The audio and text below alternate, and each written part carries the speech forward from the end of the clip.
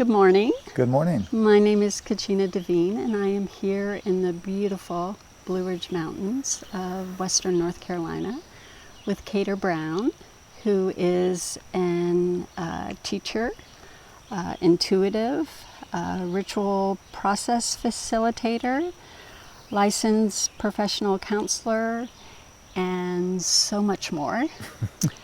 So welcome, Kedar. Thank you, KaChina. It's good to be here. And let's get right to it. What is your story? Wow, my story. That question evokes all the memories of all the places I've been, and people will inevitably, on a car ride or walking somewhere, they'll say, so, like, where did you come from and how did you get into this? and always gauge where to start. Like, which beginning place do I name? And so right in this moment, I would name, having been born in Savannah, Georgia, and giving the names of two uncles that died early in my life, and with that naming before I was born, coming into this world, I almost died at birth. And had another near-death experience of when I was like 2.5, was in a car wreck and propelled out of the car and was in a coma for several weeks. And so one might say I had a hard time kind of landing here. And then around 13 or 14, I spent lots of time in the woods, playing, hiking, being fascinated by nature. And it occurred to me around that time, this longing, this desire that I know now rises up from within, that I had this desire to be initiated or have a rite of passage. I never heard of it. I just knew that I wanted to go out into the wilderness under the guidance of an elder of sorts, and then be left out there after some training, some preparation, and then return. And that's all I knew. And unfortunately, nobody in my world knew about that. So as I tell the story, that went underground, and I navigated my way through high school and college and graduate school, and then landed in the profession of psychotherapy at age 25. And then 7 years later, let's say 5 years later, my dad began his dying process, got cancer. And in those 2 years, I spent a lot of time with him. And in particularly the last 2 weeks of his life, I was with him. And had several dreams about his passing that happened months earlier. That there was a dream of seeing this airplane explode in the sky and this body falling from the plane, and this man pulls up beside me in a big red Mack truck, fire truck, and said the captain has died. And about 8 months before he died, I had that dream. And then the day of his actual crossing, his actual passing over, I was coming off the beach at Wrightsville Beach, and I stepped up to the curb with my daughter, and I started to step off the curb and caught this image coming from my left that was this large red Mack truck, fire truck. Now, he sold Mack trucks. That was what he did for a living. And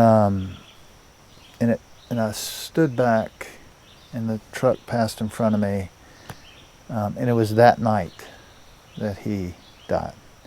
And we got to be right there with him, and it was the most beautiful, heart-opening experience I can ever remember. And a privilege. Oh, it was an honor. Yes. He was a wonderful man, and taught me a lot. I did not remember that dream till much later, but what happened is that 14-year-old in me woke up and started having this remembering the unmet longing to do this initiatory journey. And my father came to me in a dream, and we were sitting in the library, and he pulled a book off the shelf, and he handed it to me, and it said Vision Quest. Ah. And now this wasn't part of his world when he was around.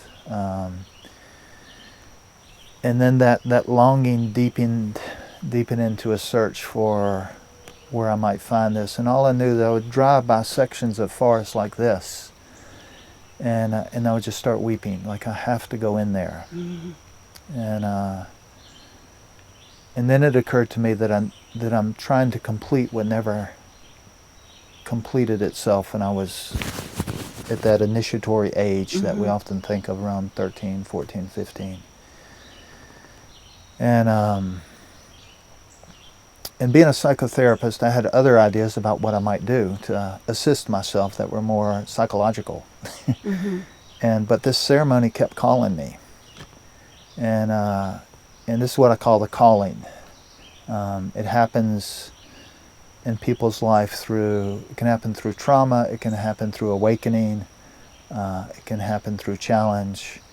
Mine happened as an awakening. What I know now is that there's what I believe is there a delivery of a blessing that occurs when someone that loves us crosses over. And if we are awake enough to receive it, our life begins to align itself in such a way that has to do with the delivery of the gift that we carry. And if we're not awake enough to receive it, our life can become a living hell. So his gift to me in his passing was the waking up of this desire, this memory. Through this book of the Right, Vision Quest. through the dream, and then these things that happened were, again, deciding what to do. I was in my early 30s at the time, so it's been like 25 years ago. I just dropped my daughter off at the daycare, and I walked out of the daycare, and I was in my mind thinking, what do I do? What should I do this or should I not do this? And I was in a rural country town in South Carolina. It's 2-lane country road going in front of me at this daycare, and I looked up, and I see 3 covered wagons drawn by horses. They were really there. And on the side of these covered wagons were the big lettering, Vision Quest. Oh my. I went home, and later that week I sat down. Kind of hard to ignore that. Well, you would be surprised. I went home, and I sat with these divinatory cards called Sacred Path cards, and I spread them out. I don't know how many, maybe 50, 60, or 70 of them. And I said a prayer, and I drew one, and it said Vision Quest. I thought, shelved them up, drew another one, Vision Quest. 3 times I drew that card from different places. Oh, wow. So I'm thinking, maybe I should do this. I was a bit hard-headed. And then That's a lot of knocking on your door there. Yeah. It got louder. Yes. Because I was often the place in our lives where the biggest medicine is the gatekeepers are often there to challenge us. So I think there was some fear. Should I really do this? And so a friend invited us to a church, and I went to this church, and I was only been there that one time, and we're sitting in a pew, and I'm imagining being on this quest. And all I know is I have to go far away from this land, somewhere unfamiliar. So I'm imagining being on this mountaintop, and reflect on my history and Catholicism and growing up Catholic, and think about the symbol of the cross as being a pre-Christian symbol as well of protection. And I thought, when I go up on that mountain, in honor of my upbringing, I'll take that small cross with me. And whatever I have to deal with out there on the mountain, I'll just have to deal with. And the sermon ended, And I'm getting ready to step out of the pew, and there's a tap on my shoulder. And I turn around, and there are these two old people, both taller than me, so I'm thinking they're like 6'5", and they both have long gray hair.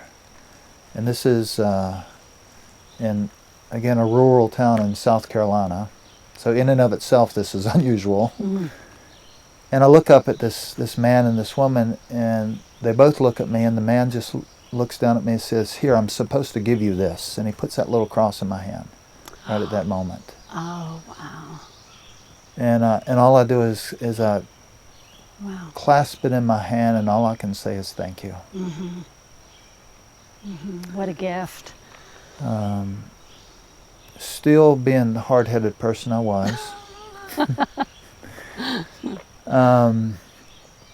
Still wondering what to do. I had a private practice as a therapist at the time, and several days a week I would go across the Savannah River and into Augusta, Georgia, and work out at this health club. And I had been studying Sun Bear's work and the medicine wheel and the 4 directions and the 4 colors of the red, yellow, black, and white, and all the depth of meaning in that medicine wheel cosmology. And so what seemed like just an ordinary day, I went and worked out, and I was coming back to the office and went down to the locker room. I grabbed the locker and I opened the door, and what flew out of the locker hit me in the dead center of the chest so hard that it scared me. It's like I jumped. And I looked down, and there were 4 feathers that were taped together, and I picked them up, and they were red, yellow, black, and white. Oh, my. And now I'm not just called, but it's like, like I better go talk to somebody. So I sought out somebody I knew that was associated with the bear tribe, and he basically said, you better do this. Mm-hmm. So I found Stephen Foster and Meredith Little that yeah. became some of my early teachers at the School of Lost Borders. And through a series of letters, it turned out that, Stephen says, we have 1 opening next year. And I said, well, I want to come do a vision quest with you. And he said, well, we're not taking people out anymore, but if you want to come learn how to do this, we'll teach you. And I said, I'm in. When? Yeah. He said, September of next year, be here. And I said, okay, I'll be there.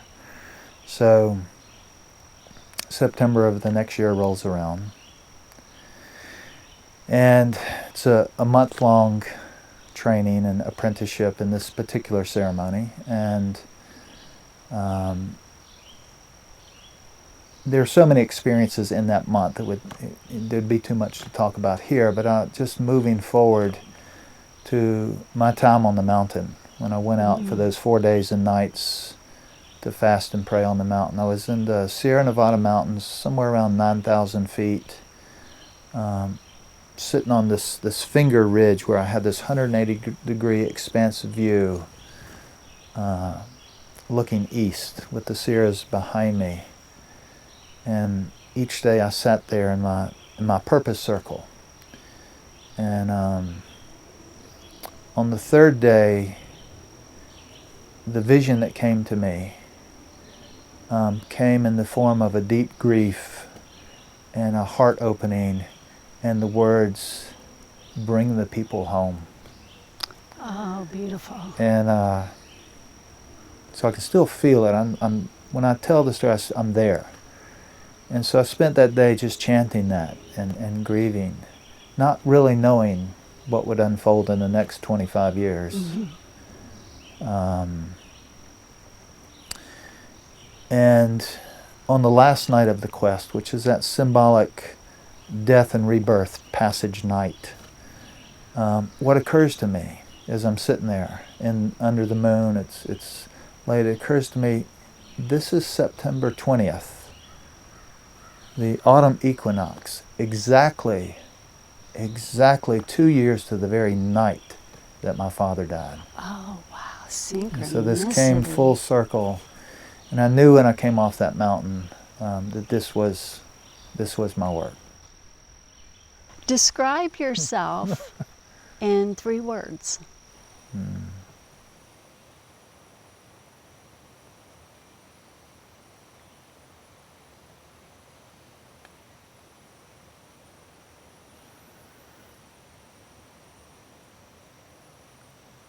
looking for home. Oh, that's beautiful, Kedar. Yeah, looking for home.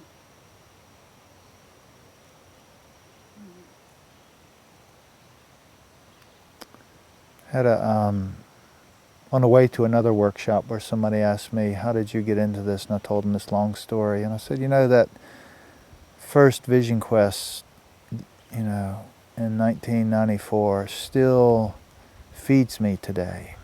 Oh. And I was telling the story about, I had this vision on the third day of bring the people home. And it hit me in the car ride to this place we were going to at that moment. All of a sudden, I never realized before. And if you were one of the ones that saw that movie, Field of Dreams. Oh, yeah, yeah. So there's a scene at the end of the movie where he's playing catch with his dad, or the ancestor of his dad. Mm-hmm. And they're playing catch, finally. And throughout the movie, if you remember, he kept hearing this phrase, heal his pain, heal his pain. Mm-hmm. And he's like, whose pain, whose pain? And at the end of the movie, they're playing catch and they're done. His father turns to walk back into the other world, the cornfield. Mm-hmm. And Kevin Costner's character is looking at him and he says, it was you. And then the father turns around and looks at him and says, no, it was you. Your pain. Mm-hmm. And on this car ride, that hit me in such a way that, again, how many years? 20 years later, 21 years later, bring the people home. Mm-hmm. It's like, oh, it was me. Mm-hmm. And so in finding home, whatever my search for home is assist others in finding home. Mm-hmm. Whatever that means, whatever that looks like. Mm-hmm. Home in your own skin, home in the life that is yours to be living. That's the three words that come up today. Mm-hmm. Mm-hmm. Looking for home.